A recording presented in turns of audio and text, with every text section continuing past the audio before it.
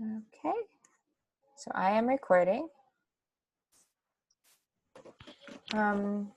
So my name is Charla M.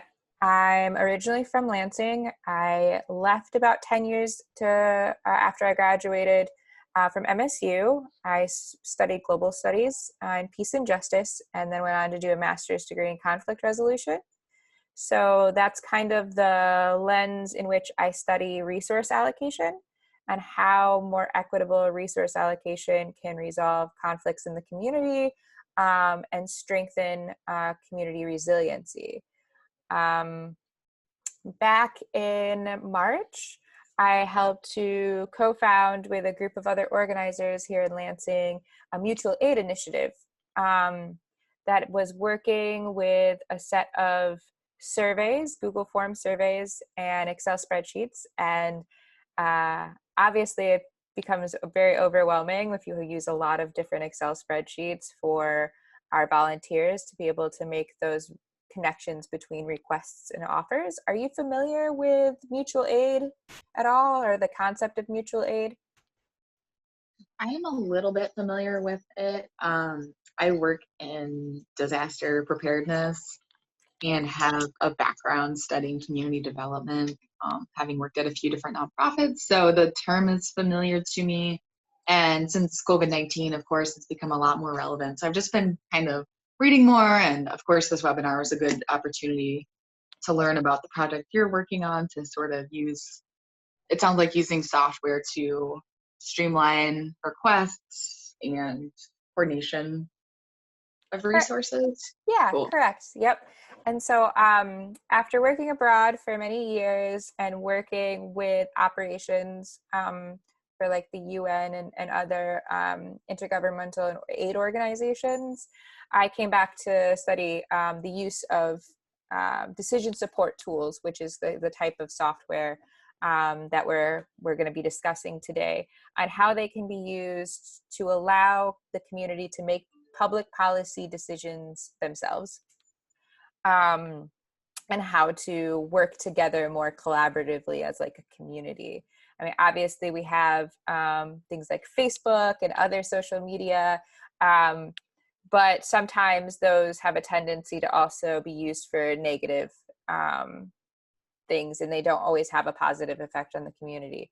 So this kind of interest has helped to spark various platforms that I've helped work on, but this one specifically came out of COVID response. And we instantly got 100 requests, almost in a single day, within a couple of weeks in Lansing. And I know that other mutual aid organizers have popped up around Michigan. There's around 100 now. And a lot of them are either using this Excel survey spreadsheet model, or they're using a open forum like Facebook groups to allow people to come forward with requests. And when we were talking about this, there was a really big need for security, right? So if someone's making a request on a public forum like Google, Facebook, in a group, their contact information, who they are, can be seen, and that can be discouraging to people in need. They might not want to let people know that they have these needs, and we want to make sure that this is open to them too, and they don't have to feel like they're outed with their need. So we started talking about security, about people's information, because we were starting to share information, particularly with COVID. A lot of the assistance that was being provided would be like grocery drop-offs. So we would obviously need to know the person's address or a place to drop off food. We also had their telephone numbers. And so we were getting concerned that this information could be accidentally shared with people that we didn't mean to, or that, why even have all of the volunteers be able to see all of the information if they're only communicating with a handful of people making requests? So I started doing research on, what types of software were available for mutual aid to begin with, and I found various ones that were in the startup phase who were just planning, and I knew that we needed something a bit more quicker, so I kept searching, and I actually came across a company called FreelyGive in the UK. And they had built a system using Drupal, which is a CRM that some people are not always familiar with, but it's supposed to be really easy for non-technical users to build things. And they had made their platform open source, which is something that we support at Organizing Together. And I was like, well, this is something I could get behind. And I started using it, and I could tell that the platform was useful, but I could also tell that it was hard to use. It was a bit clunky. It needed to be consolidated quite a bit, so that the user didn't become overwhelmed. And so we partnered with them and did a whole redesign. And so this is the end product. We're almost complete with the first phase. And so right now we're getting organizations onboarded to the platform, which I'll get into that a little bit in a little bit. But we're also trying to gain feedback from users so we can make sure that this platform is as useful to you as possible. And so I'll be discussing the platform in 3 ways. First, it will be how individuals in the community can make requests and what that looks like for them when they use the platform. And then I'm going to talk about individuals in the community who want to make offers and what that's going to look like for them. And then I'm going to talk about organizations and how this is going to be really useful to any organization that provides services to the community. And I'm hoping that as we grow and we learn more, we can start the 2nd and 3rd phase of planning, and we're trying to gather some funding. I have a primary investigator willing to work with us at the University of Massachusetts, Boston, where I'm finishing my PhD. But also I really want to start it here locally so that I can work with the organizations using the platform and better assess its usability. So moving forward, that's kind of the format of today's discussion. I will show you both a demo site that you can play with and make fake requests and things, and then I'll show you the actual site where you can go ahead and make your own profile if you're interested. If you are a representative in an organization who would like to use this tool, please let me know, and then I'll add your organization and your profile to your organization. Do I have any questions before I begin?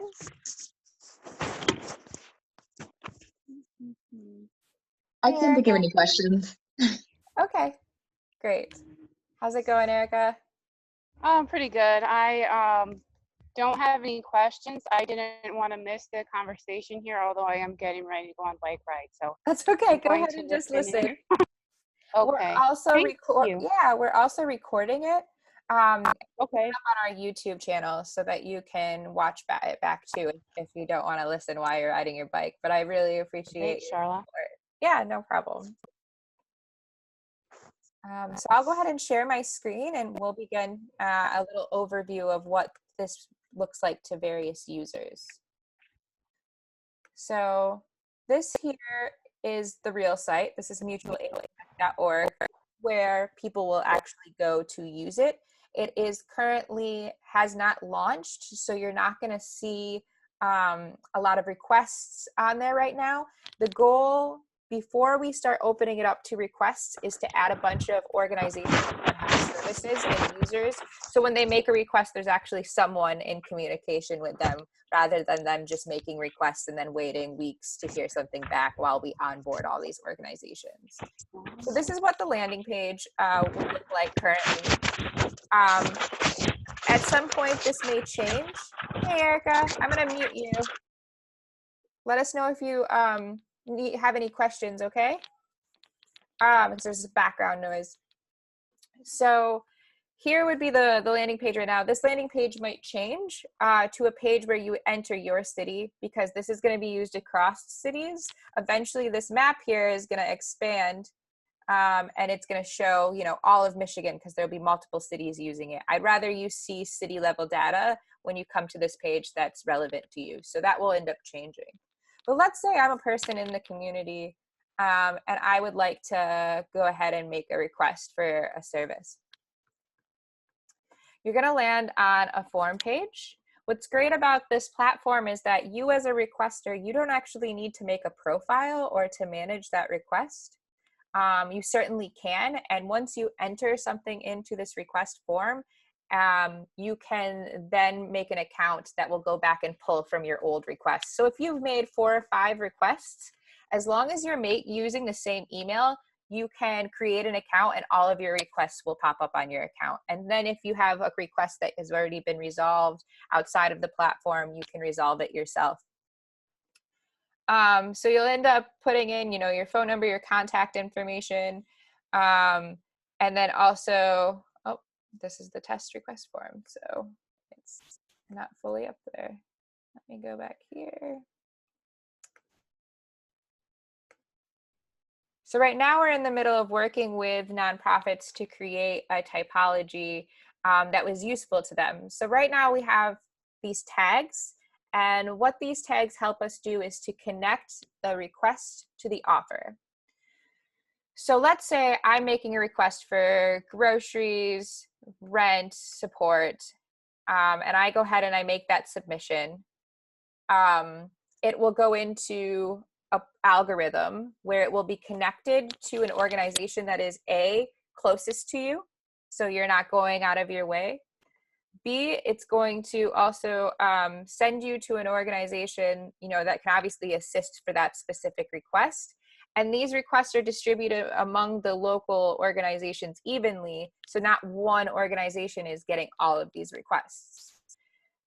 Then once you've made the submission, every day the organization, the people who are, or the individuals in the community who have offers will get an email saying, you have X amount of requests that match your offer. Would you like to accept them? Now, as an organization or an individual making an offer, you have the option to either just click that email and say, yes, I accept that offer. And when that happens, an email will be sent to the person who made the request saying this individual or organization has offered to fulfill your request. And then their information will be sent to that requester so they can either call or email them to coordinate how that request will be filled. And so that makes it very easy for the person who's making the request. They don't have to make a login. They just need to have a valid email. And then it's the same for the organization or the individual. Now, if you're going to make an offer, all you do is go here. There's a very similar sheet that you could fill out that says what you're offering. Now, right now it says like childcare, and I would click on that. In the next week or two, we're going to have additional questions that are added to this survey. So if you click childcare, it'll pop down and it'll say, how many children do you need childcare for? Do you want there to have a background check? You know, because if it's an individual in the community offering childcare, and you don't mind that they don't have a background check and you're just interested in finding people who can help, you can do that too. Or you can request for them to have a background check. And how we've been doing it in Lansing actually is we partnered with Firecracker Foundation to do background checks on individuals and they offered to do it for free. So that's an option. And so eventually like this would connect with the Firecracker Foundation saying that there's been a request for childcare and the person that needs a background check. And it would let them know that information and who to do the background check on. So that's a future thing we're gonna have. Let's say you're looking for groceries. We'll ask if you have any allergies, which is really important. We'll also ask if it's okay just to drop them off, you know, on your doorstep. And we have like health services, including in those health services are mental health, domestic violence support, overdose prevention support, or recovery support. And so we're trying to make sure that we define their needs as best as possible, and so that we can match them with an organization that will fit their request perfectly. It also allows us to know what languages the person might be able to help. So if you're coordinating volunteers in your organization and you need to know who has what language skills, this application will help you. We also have been collecting information on whether or not that person was considered an essential worker for when we had stay-at-home measures. As those are taken away, we'll probably remove this question, but we can easily put it back. Let's say if there's another stay-at-home order put in place, or there's another pandemic or an instance similar to COVID. Is there any questions so far? No, everything is making sense so far. It looks very clearly laid out. Great, perfect. And on here, you'll be able to see what type of request is where. These are within a 200-meter space, so you don't see the exact location of the person making the request. Obviously, that's important, but it's important that people kind of see where these requests, because some people are going to want to help their neighbors, and since the algorithm connects people who are closest together, you can see like if people in your neighborhood really need support, and maybe that might encourage someone to make an offer. And you can see what offers are there. So you can also you can search it on the map, but you can also search a list. And so right now they don't have any names because these are this is the demo site, but it tells you that there's someone near you that you know, needs prescription pickup, and you could get more notes when you expand it. And we're still deciding on what should be presented here, what information is found useful. So as we move forward, people who are looking to make offers, we'll be asking them, you know, what information would most likely get you to make an offer? You know, do you just need to know that this person needs childcare? Is there more information? But we're trying to make it so that the names, the personal identification is only shared with the individual that is making that request happen. And so when you do make an account, now I'll go ahead and just talk a little bit about what it means to be an organization. So for individuals, you'll see your details here, and we're building this profile out. Eventually, you'll be able to put more information that's useful to yourself and to your organization. And then you can see any of your requests. So if you've made a request, you can simultaneously be someone who volunteers and makes offers or a part of an organization, and then also be making requests yourself, because we need stuff too. Or as an organization, maybe you need assistance in X area, you can make a request on behalf of your organization. Because this is supposed to help us redistribute resources as quickly and as effectively as possible, and to reduce waste. So when you're an individual and you're a part of an organization and you've been given admin privileges for your organization, you will see a list of your organizers. So right now there's only one, but let's say you have an organization, you have 5 volunteers. All of your volunteers would have their own profile, and you would be able to see them. Soon you'll be able to see what languages they speak, what useful skills they can offer. Whether or not they've signed a contract is also something that we can instill for your organization if they need to sign any type of waiver, such as your vision or value system goals. Those types of things can all be added in here. And so you can remove people as an administrator for your organization. Soon you'll also be able to tell whether or not that person is logged in, and you will be able to instant message them is our long-term goal, so that you'll be able to communicate directly with volunteers in the platform while you're implementing mutual aid. Here you'll be able to see all the requests that your organization has been assigned.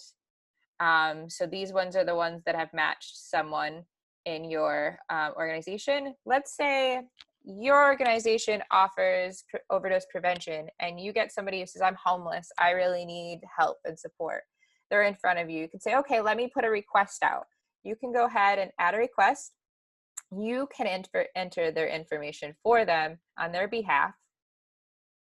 And then you can either keep that request internally, so that this helps you track people that you need to follow up with, or you can click this and put it back into the pool so that they can be assigned to an organization that's closest to them in your community. So now that you see that, this tells you, how many assigned connections you have. So you as yourself is the person who's scheduled to make that request. So you can find them. So this test request, they're looking for storage space. You'll be able to see their telephone number and their email here shortly. And then you'll be able to email them, or you can call them, and then you can make notes.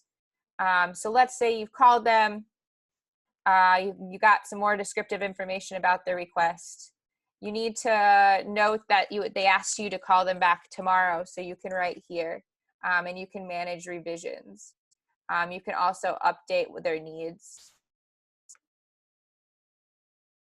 And then once you're done, once you've fulfilled that request, you just go to resolve, you apply it to the selected items, and then that goes into this connections. So eventually in the next phase, we're going to be working on reporting so that we can create evaluation reports for organizations that are useful to them. And so here you see how many requests have been made in the community, how many offers are out there, and then how many connections have been made. And eventually there'll be another tab that will be reporting, and you can click on it and it lets you know exactly how many offers and requests have been filled through your organization. And hopefully you can use that information when you're applying for funding and showing that you need more resources. In addition to this, our long-term plan to keep this funded is going to be using that spatial data to identify where in the community are certain requests coming from, and is there organizations or available offers to meet need. And then we would sell that information in the form of reports to local city government or foundations advocating for money or resources towards that specific need. And so we're right now kind of in the test phase. We're going to start calling organizations next week after a few of these minor changes are made. And we look forward to hopefully gaining feedback from them on how we can make this stronger. And then we'll also be launching it through mutual aid organizations across the state. But right now we're just kind of doing it locally and getting feedback. And so I'm going to be doing kind of these town halls once a week, hopefully be able to show more people and get them interested, while we're also doing phone banking and onboarding organizations. And again, for the nonprofits, I've dealt with trying to onboard people to software before, and I know it can be really difficult to learn a new software system, and people are very adverse to that. So that's why we've really focused on making it so you get an email once a day that shows what requests match with your organization. In one button, you can click that you've accepted the request. The request will move over to the connections in here, so you can follow up if you want inside the portal, but you don't have to. You can be in direct connection with the person making the request without ever coming into the portal. Which we think is really, really important for those organizations who might not have the technical capacity to learn a new system, but still want to take advantage of the algorithms involved in this platform. So that's kind of my quick explanation of what's going on here. Does anybody have any questions or feedback? I have a quick question. Mm-hmm. You're saying the URL is going to be mutualaid.org? It's going to be mutualaidconnect.org. Okay, cool. Mm-hmm. Thank you. Yeah, and we have a big campaign ready to launch, but our goal is to onboard an organization in each of these areas, so that there's at least someone to make contact with people making requests. Because obviously you end up first getting a lot more requests than you do offers, and so I want to make sure that there's actually someone on the back end to respond to those requests. I just wanted to say that, you know, I'm looking forward to getting on YouTube and looking at it, because I haven't been looking, but from what you've said, it sounds like it's going to be pretty smooth running and like all inclusive. And that is one of the reasons that I I was kind of hesitant to get involved in like a mutual aid effort in Lansing is because it, like you mentioned, it's like a new technology, but that one was using like several different forms, and it was really confusing. It was really So, confusing, yeah. And it also limits, it kind of limits the individual. So the way that the request forms were being used for Llama was that you as an individual can make an offer, but you couldn't respond to a request unless you were a volunteer of the organization, which was problematic because I think the whole goal of mutual aid is that you are helping out each other, and you should be able to have the power to make those connections. I think that's really important. Oh, I muted you. Sorry, there was some background noise, Erica.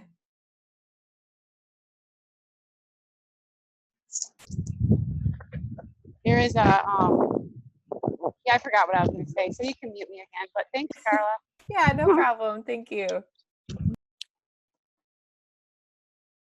But yeah, I encourage you guys to get on the demo site. I'll go ahead and add this to the chat so that you can check it out and play around with it. Feel free to make an offer. Feel free to make a request. We love the more mock trial data that's in there, the more helpful it is for people to learn how to use the tool. So we encourage that. And then eventually, I forgot to talk about our third phase. Our long-term goal with regards to research is, right now we have geospatial data from the American population survey that allows us to see on a census tract level what is the socioeconomic standing of that neighborhood, how educated on average is that neighborhood, and the goal would be to take that and add it to the algorithm so that people coming from communities that have lower socioeconomic mobility and education opportunities are pushed to the top of the line for services. So that would, if they met certain criteria, they would be seen first on the lists that organizations would get, because they're equality is not equity. And so we're very big on conducting research and helping people understand the difference between equality and equity, and to remove inherent bias from this. Because what's nice is you can get services through this without ever needing to necessarily meet with someone in person. And so there's less room for racial bias, other types of bias in that process because of it. And so that's another major facet of the research that we're working on. So this is going to be embedded in the Organizing Together Foundation. We're going to be managing it and raising money for it, and then using it to conduct research to continue the project. And FreelyGive is going to continue to help us. We host this locally through the foundation, and Mutual Aid is starting to use this design over in the UK too. So we're excited to get feedback from all of our new users. That's really exciting that it's taking off. I did have one other question that popped up. I know you mentioned the Firecracker Foundation participating with the background checks. Mm-hmm, Are yeah, there for other? Llama. Mm-hmm. Yeah. Are there other organizations you are able to share with us that are collaborating with you right now in this project? Well, the Firecracker Foundation is collaborating with Llama, which is a separate organization who started that works kind of doing this in the community in real time. That's separate from this platform.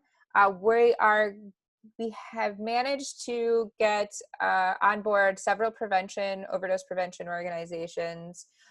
We also have the Women's Center here in Lansing is also going to come on board and have agreed. We're also supported by our local city councilman, Brandon Betts. And so this is just the beginning of our outreach phase. Like this is my first presentation on it, actually. So I'm hoping that by the end of next week, after we do all of our phone banking, because the best way for us to reach out to organizations is to communicate with them directly and not expecting them to find us and log in. So in about 2 weeks, we'll be able to have a complete list of partners. And one aspect that we're also, you probably only seen for a second. So let me share my screen real quick. I have one more thing to show you. So let me log out. When you go into, we're going to have a page eventually that's directly embedded in the platform to help promote organizations and the amazing work that they're doing in our communities. So when you go to, my logout's going to work. Computer's being slow. Probably do it here. When you log in, you will see a spotlight organization here on the left, and it will have the organization's logo, their name, their website, a description of their mission statement, and you're going to be able to scroll through these spotlight organizations here and in other places throughout the platform. And there'll actually be a button that will be connected to whatever they use, their crowd-funded source or their donor box, where you can donate directly to those organizations. We're hoping to even have like a little part here that shows how many connections that organization has made happen. And so it's also a way for organizations to fundraise. So thank you for bringing that up though, because it made me remember this part of the platform that's coming out. Yeah, it's really cool. And it's awesome that the Women's Center is getting involved. I actually happen to be on their board. So Oh, if you no wanted to way. connect after this call, yeah, I would be happy to sort of help in any way I can bring this Fantastic. project. Yeah. That's great. Yeah, I have a phone call set up with Melina Cool. early next week to get the Women's Center like onboarded. And then hopefully once I'm much more big into like meeting people in person and training them how to use things in person. For sure, which creates a challenge right now, right? Yeah, it's very challenging. So hopefully in the future, like we can all sit down and I can show your board a little bit more about it and get you onboarded, because you know, it can be used in so many different ways, and it's really whatever your organization is comfortable with. But it would be nice to be able to have a resource where you can send people where they can find all of the resources they're looking for at once. Because a lot of times your organization specializes in one thing, and they're always looking for, usually someone who needs resources isn't just missing one resource in their life. They're missing like lots of opportunities. And so this is just going to hopefully streamline the process of you having to get on there and like Googling, like, where are these services for this person in this neighborhood? You can just go in, add their request, and then they'll get an email saying, you know, you've connected with this organization. Yeah, so it's a lot more efficient and not having to spend all day Googling and figuring out. That's been the major problem I've gotten working in nonprofit work, and then also you know, working with them on this type of technology before. So we're looking forward to it. And as I said, I think the biggest help that people could possibly be to us right now is provide email in the chat if you wanted to is connect going later. That's perfect. And I will definitely follow up with you after this. But I think the biggest thing that we would love feedback on is, whoops, of course, I'm gonna have to, is the form that we're using and creating questions that's gonna make it specialized to your organization. Because not all housing services are the same, right? Not all childcare is the same. Not all health services are the same. So feedback on that's going to be really helpful for us. Absolutely. Yeah. So thank you guys so much for coming and listening. And I will add your email and me and you. And if you want to take part in our conversation with Melina next week, I will CC you guys in an email together. Okay, sounds good. I'll have to check my schedule and follow up. But yeah, that sounds great, and I'm excited to work together moving forward. Yeah, that's fantastic. I'm always excited to collaborate with new people. Well, thanks so much for taking time out of your day to go through the site with us. I appreciate it. Yeah, and if you need to show other people, you can check out OT Consultancy Group on YouTube, and this video will be there. So. Okay, excellent. All right. Have a wonderful day and a great rest of your week. Thanks, you too. Bye.